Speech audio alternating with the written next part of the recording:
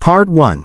Karen's obsession with community order, her suspicion of the black man's Jeep, and the moment she sneaks out to cut the lock. Part 2. The black man confronts her, but before he even says a word, unmarked SUVs pull up. It's the police task force, and the Jeep isn't his toy, it's their undercover vehicle. Part 3. Karen realizes she tampered with federal property.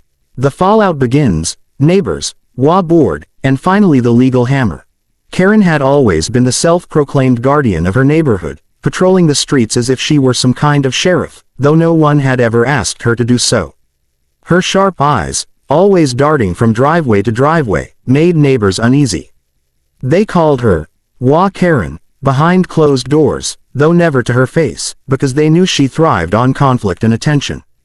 To her, every parked car, every unmowed lawn, every trash can left out a few hours too long was a potential offense against the order she believed she had the duty to uphold.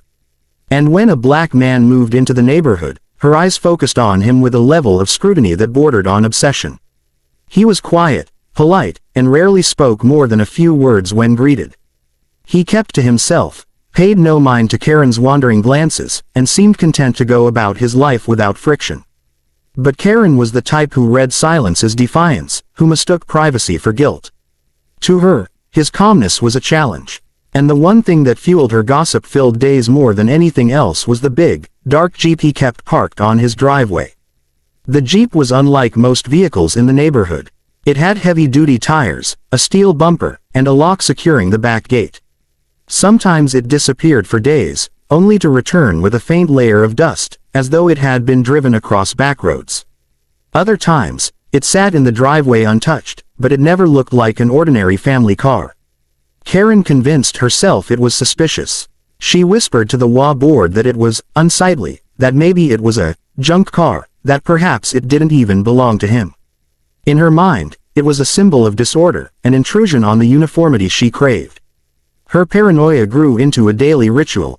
From her kitchen window, she watched the man come and go, watched him lock the Jeep, and noted every detail in a little notebook she kept in her purse. The idea that he had a padlock securing the spare tire and back gate gnawed at her. Who locked their car like that unless they were hiding something? Drugs, she thought. Guns, maybe. Or stolen goods. Her imagination painted the darkest possibilities, and with each passing week, she became more convinced that she had stumbled onto something criminal. One humid afternoon, Karen marched into the HOA office, her heels clicking against the tile. She demanded the board take action. That Jeep is a problem, she declared, waving her hands for emphasis. It doesn't fit the community aesthetic. I've seen him driving at odd hours, disappearing in the middle of the night. And why does it have locks all over it?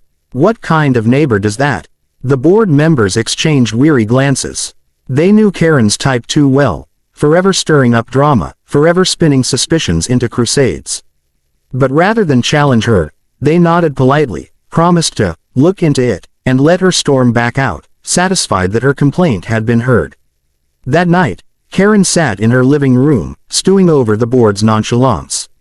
She told herself she was the only one brave enough to act, the only one who truly cared about the safety of her neighborhood.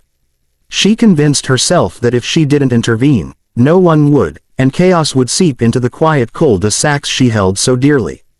Her eyes drifted toward the window, where the Jeep sat under the streetlight, its metal glinting faintly. Her jaw tightened. She wasn't going to wait for some committee to write letters. She would handle this herself. She prepared like she was going to war. From her garage, she grabbed a pair of bolt cutters, tools she had once insisted were necessary for yard work emergencies. She stuffed them in a tote bag, pulled on a pair of gardening gloves, and slipped out into the night with a determination that made her heart pound. The neighborhood was silent. Porch lights glowed faintly, sprinklers clicked in the distance, and the hum of cicadas filled the air. She crept across the street like a burglar, her eyes darting between windows to make sure no one saw her. As she approached the Jeep, her heart hammered in her chest. She felt both terrified and exhilarated, like she was uncovering a secret that would finally prove she was right all along.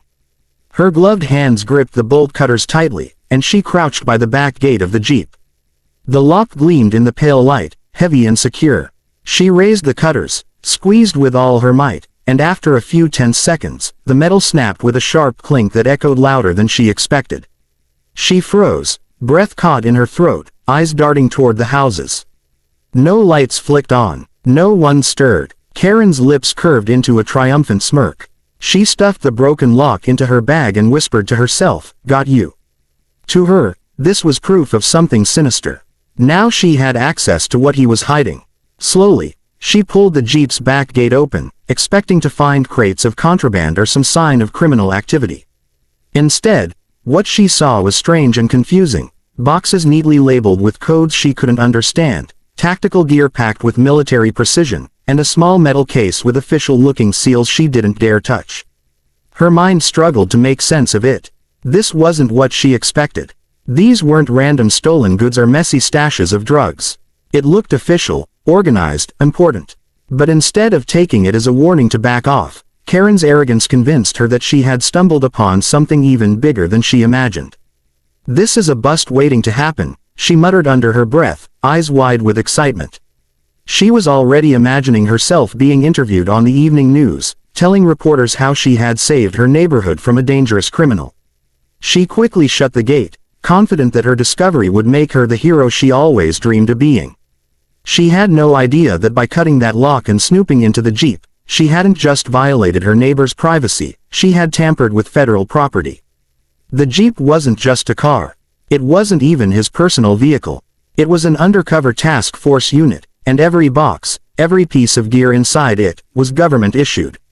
The man she had targeted so relentlessly wasn't hiding from the law, he was part of it. And her little act of community protection had just crossed a line that would change everything.